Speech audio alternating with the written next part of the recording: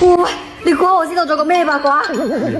真大卦！我好耐之前識咗個大叔，佢咧好有錢，但係佢私生活好混亂。但係咧咁佢家大業大，咁佢老婆但係冇辦法咯，咁佢咪成日出去滾咯。咁冇錢？佢出邊有個私生女，但係前一排咧佢個私生女阿媽死咗，佢又想將個私生女接翻屋企啊嘛。但係咧佢個私生女好搞笑，一定要帶埋佢個閨蜜，佢先肯跟佢翻屋企。如果唔帶就唔得，即係等於佢一接就要接兩件。咁然之後嗰個大叔就同意咗啦，咁咧就接佢哋兩個翻去啦。買一送一咁啊！係。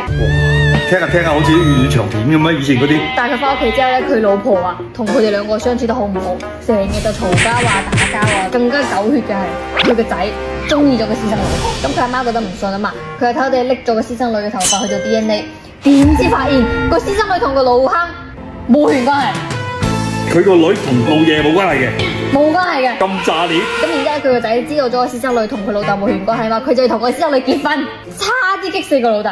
咁我老豆唔信啊，佢就帶住個私生女又去驗多咗次 DNA， 點知誤打誤撞發現個私生女嘅閨蜜先係佢嘅親生女，而且最重要嘅係呢兩個女嘅你都識㗎。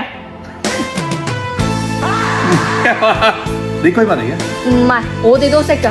唔係啊，有咁戲劇性嘅朋友？係啊。我轉機轉唔出，邊個啫？你知唔知啊？係啊。佢哋一個叫小燕子，一個叫紫薇。我猜。